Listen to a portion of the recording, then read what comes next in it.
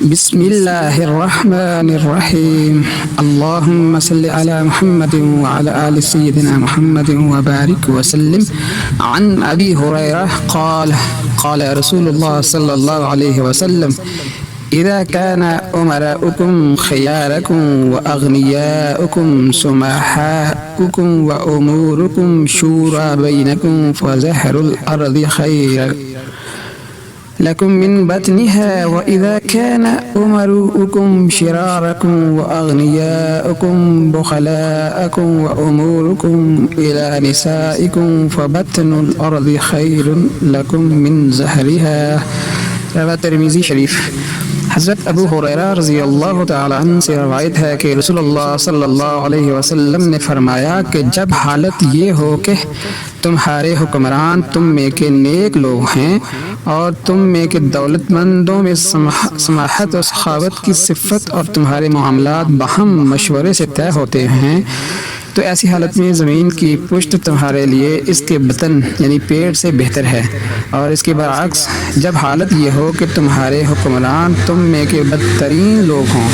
اور تمہارے دولت مندوں میں سماحت کی بجائے بخل اور دولت پرستی آ جائے اور تمہارے معاملات بجائے اہل الرائے کی مشاورت کے تمہاری عورتوں کے راویوں سے چلے، تو ایسی حالت میں زمین کا بطن یعنی پیٹ تمہارے لیے اس کی پشت سے بہتر ہے۔ جامعہ ترمذی کی حدیث ہے۔ رسول اللہ صلی اللہ علیہ وسلم پر منکشف کیا گیا تھا کہ امت کا حال ایک زمانے تک یہ رہے گا کہ ان کے حکمران اور اعمال حکومت نیک اور اچھے لوگ ہوں گے، اور ان میں کے دولت مندوں میں سماحت کی صفت ہوگی، یعنی وہ اللہ تعالیٰ کی عطا فرمائی ہوئی دولت کو اخلاص اور خوش دلی سے اچھے مصارف میں صرف کریں گے۔ ان کے معاملات خاص کر حکومتی اور اجتماعی معاملات باہمی مشاورے سے ہوں گے، مشورے سے ہوا کریں گے۔ یہ تین حالتیں اس بات کی علامت ہے کہ امت کا اجتماعی حال اور مزاج اللہ اور اللہ کے رسول صلی اللہ علیہ وسلم کے احکام اور مرضیات کے مطابق ہے۔ رسول اللہ صلی اللہ علیہ وسلم نے فرمایا کہ امت کے لیے یہ زمانہ خیریت کا ہوگا، اور اس دور کے یہ اہل ایمان اس کے مستحق ہوں گے کہ اس دنیا میں اور اس زمین کی پشت پر رہیں، خیر امت ہونے کی حیثیت سے دنیا کی ہدایت اور قیادت کی ذمہ داری سنبھال لیں۔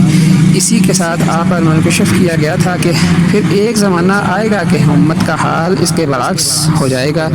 حکومت کی باغ اور سارا حکومتی نظام بدترین لوگوں کے ہاتھوں میں آ جائے گا، اور مسلمانوں کے دولت مند لوگ سماحت اور سخاوت کے بجائے دولت کے پجاری ہو جائیں گے، اور اہم معاملات بجائے اس کے کہ اہل الرائے کے باہمی مشاورے سے طے کیے جائیں، گھر والوں کی خواہشات اور ان کی رائے کے مطابق طے کیے جانے لگیں۔ رسول اللہ صلی اللہ علیہ وسلم نے شر و فساد کے اس زمانے کے بارے میں فرمایا کہ اس وقت یہ بگڑی ہوئی امت زمین کے اوپر چلنے اور رہنے بسنے سے زیادہ اس کے مستحق ہوگی کہ ختم ہو کر زمین کے پیٹ میں چلی جائے اور اس میں دفن ہو جائے۔